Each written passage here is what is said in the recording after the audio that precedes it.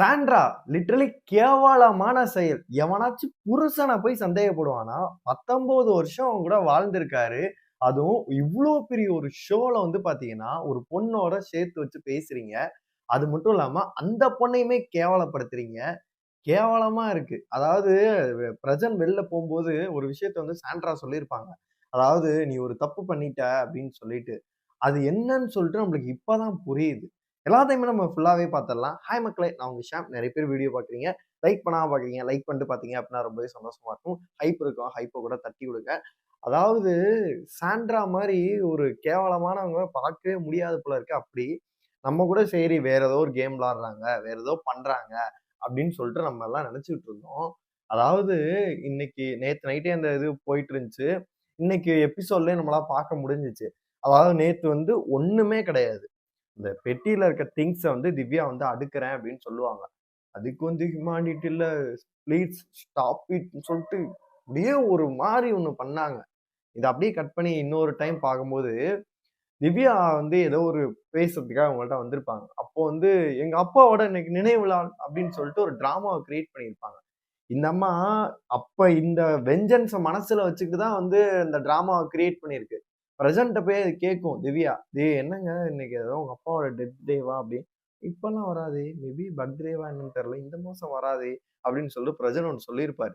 அதெல்லாம் நீங்க கனெக்ட் பண்ணி பாருங்க. இது எவ்வளவு ஒரு கேவலமான ஒரு அக்லி கேம் வந்து விளையாண்டுருக்கு அப்படின்னு சொல்லிட்டு உங்க எல்லாருக்கும் நல்லாவே புரியும்.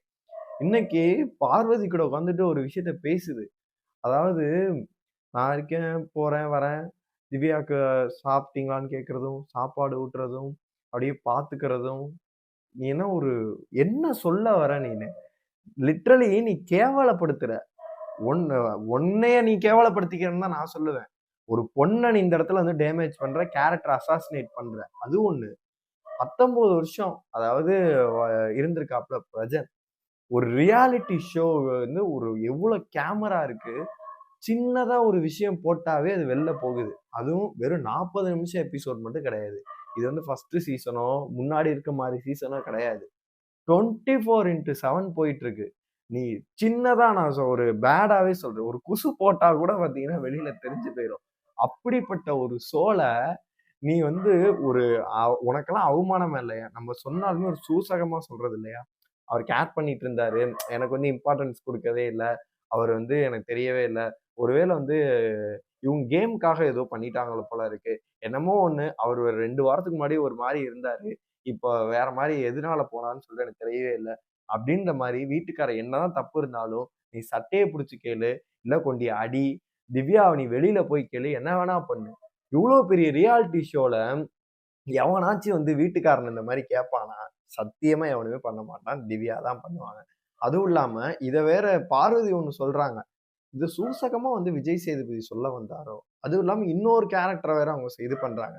எனக்கு வந்து அப்ப நீங்க எல்லாம் வந்து பேசுறது பார்வதிக்கு ஒண்ணு பண்ணச்ச திவ்யாவுக்கு பண்றது ஓகே. ஆனா அவங்க உங்களுக்கு பண்றாங்களான்னு நான் சொல்லல. நீங்க பார்த்துக்கோங்க அப்டின்ற மாரி ஒரு விஷயத்த போடுறாங்க. எனக்கு அதான் அவரு வெளியில போம்போது ஒரு விஷயத்த வந்து இப்ப சாண்ட்ரா வந்து சொல்லியிருப்பாங்க பிரசன்ட்ட. "நீ நீ வெளிய போய் பாரு. உனக்கு தெரியும். நீ ஒரு தப்பு பண்ணிட்ட." அப்படின்னு சொல்லிட்டு. நான் நெனச்சேன், தப்பு பண்ணிட்டேன்னா 2 வாரங்களுக்கு முன்னாடி ஒரு மாரி அவர் வந்து பண்ணியிருப்பாரு. அதாவது வந்து விஜய் சேதுபதி எதிர்த்து பேசிட்டு ஒரு மாரி ரூடா பண்ணியிருப்பாரு. அந்த தவறுகள், இல்ல வேற ஏதோ சொல்ல வராங்களோ அப்படின்றத நான் மைண்ட்ல யோசிச்சுட்டு இருந்தேன். இப்பதான் தெரியுது, இந்த அம்மா என்ன சொல்ல வந்திருக்காங்க அப்படின்னா, இந்த திவ்யா விஷயத்த கனெக்ட் பண்ணியிருக்காங்க. கனெக்ட் பண்ணி சொல்லியிருக்காங்க. எவ்வளோ பெரிய கேவலமா இல்லையா? நம்மளுக்கே தெரியவே இல்ல. இது ஃபேமிலி ரவுண்ட் வரைக்கும் கண்டிப்பா சாண்ட்ரா இதுக்காகவே இவங்க டிஆர்பிக்காகவே நீங்க எழுதி வச்சுக்கங்க. கண்டிப்பா சாண்ட்ராவ வச்சிருப்பாங்க. திவ்யாவையுமே வச்சிருப்பாங்க. ஃபேமிலி ரவுண்ட்ல பிரஜன் அவர்கள் உள்ள வருவார்.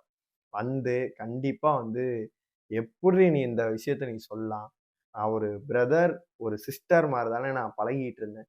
நம்மளுக்கு அப்சல்யூட்லி அப்படிதான் வந்து 24x7 நம்ம பார்க்குறோம். நம்ம ரிவ்யூ பண்றனால.